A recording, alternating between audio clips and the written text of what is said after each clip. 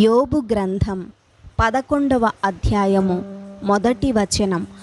అప్పుడు నయమాతీయుడైన జోఫారు ఈలాగున ప్రత్యుత్తరమిచ్చెను. 2వ వచనం. ప్రవాహముగా బయలు వెళ్ళు మాటలకు ప్రత్యుత్తరము చెప్పవలెను కదా. వదరుబోతు వ్యాజ్యము న్యాయమని ఎంచతగునా. 3వ వచనం.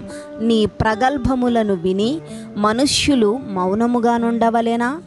ఎవడును నిన్ను అపహసింపకుండానే నీవు హాస్యము చేయుదువా. 4వ వచనం.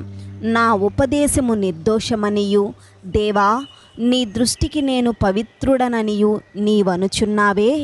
5వ వచనం. దేవుడు నీతో మాట్లాడిన మేలు, ఆయనే నీతో వాదించిన మేలు. 6వ వచనం. ఆయనే జ్ఞాన రహస్యములు నీకు తెలియజేసిన మేలు. అప్పుడు జ్ఞానము నీ యోచనకు మించినదని నీవు తెలిసి కొందువు. నీ దోషములో అధిక భాగము దేవుడు మరచిపోయి ఉన్నాడని తెలుసుకొనుము. 7వ వచనం. దేవుని గూఢాంశములను నీవు తెలుసుకొనగలవా. సర్వశక్తుడగు దేవుని గూర్చి నీకు పరిపూర్ణ జ్ఞానము కలుగునా. 8వ వచనం. అది ఆకాశ వీధి అంత ఉన్నతమైనది, నీవేమి చేయుదువు. పాతాళము కంటే లోతుగా ఉన్నది, నీవేమి ఎరుగుదువు. 9వ వచనం. దాని పరిమాణము భూమి కంటే అధికమైనది, దాని వెడల్పు సముద్రము కంటే అధికమైనది. 10వ వచనం. ఆయన సంచారము చేయుచు ఒకని చెరలో వేసి వ్యాజ్యమాడ పిలిచినప్పుడు ఆయనను అడ్డగింపగలవాడెవడు. 11వ వచనం. పనికి మాలిన వారెవరో ఆయనే ఎరుగును కదా. పరిశీలన చేయకయే పాపము ఎక్కడ జరుగుచున్నదో ఆయనే తెలుసుకొనును కదా. 12వ వచనం. అయితే అడవి గాడిద పిల్ల నరుడై పుట్టిన నాటికి గాని బుద్ధిహీనుడు వివేకి కాడు. 13వ వచనం. నీవు నీ మనస్సును తిన్నగా నిలిపిన ఎడల, నీ చేతులు ఆయన వైపు చాపిన ఎడల. 14వ వచనం.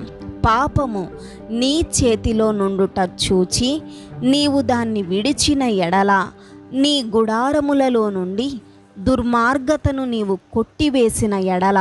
15వ వచనం. నిశ్చయముగా నిర్దోషివై నీవు సంతోషించెదవు, నిర్భయుడవై నీవు స్థిరపడియుందువు. 16వ వచనం.